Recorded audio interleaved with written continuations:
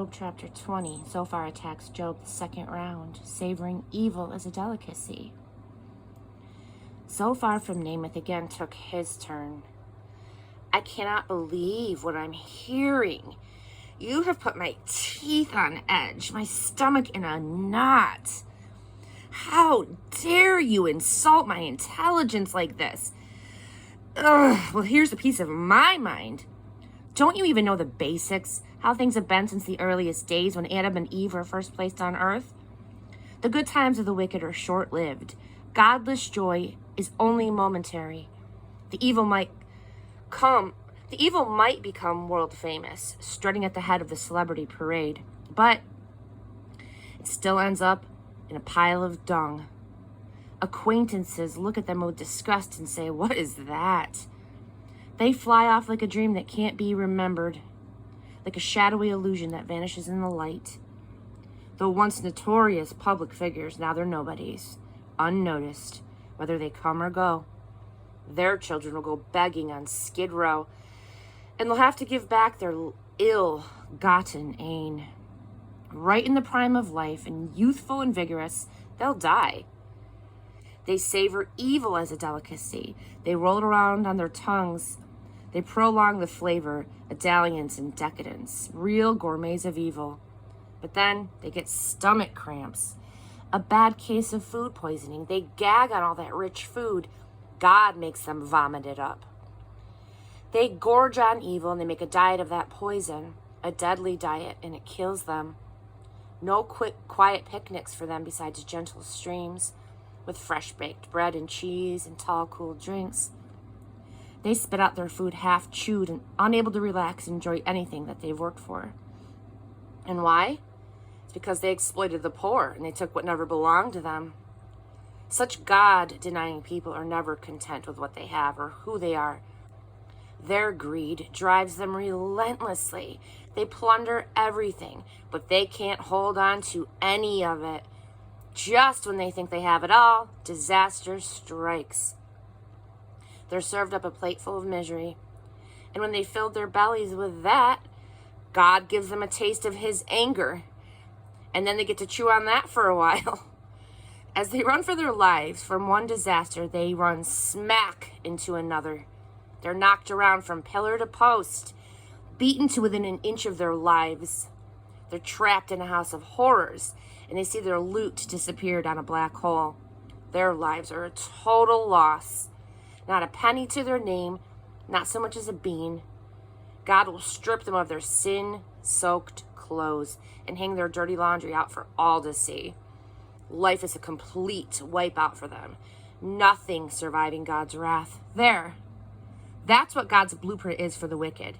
What they have to look forward to. Job's response, chapter 21. Why do the wicked have it so good? Job replied. Now, listen to me carefully. Please listen. At least do me the favor of listening. Put up with me while I have my say, then you can mock me later to your heart's content. It's not you I'm complaining to, it's God. Is it any wonder that I'm getting fed up with his silence? Take a good look at me. Aren't you appalled by what's happened? No, don't say anything. I can do without your comments. When I look back, I go into shock. My body is racked with spasms. Why do the wicked have it so good? They get to live to a ripe old age and get rich. They get to see their children succeed. They get to watch and enjoy their grandchildren. Their homes are peaceful and free from fear. They never experience God's disciplining rod. Their bulls breed with great vigor and their cows calf without fail. They send their children out to play and watch them frolic like spring lambs. They make music with fiddles and flutes and have good times singing and dancing. They have a long life on easy street and die painlessly in their sleep. Then they say to God, "Get lost. We have no interest in you or your ways. Why should we have dealings with God Almighty? What's there in it for us?" But they're wrong, dead wrong. They're not gods. It's beyond me how they can carry on like this. Still, how often does it happen that the wicked fail or disaster strikes or that they get their just deserts? How often are they blown away by bad luck? Not very often. You might say, oh, well, God is saving up the punishment for their children. I say, give it to them right now so they'll know what they've done. They deserve to experience the effects of their evil, to feel the full force of God's wrath firsthand. What do they care what happens to their families after they're safely tucked away in the grave?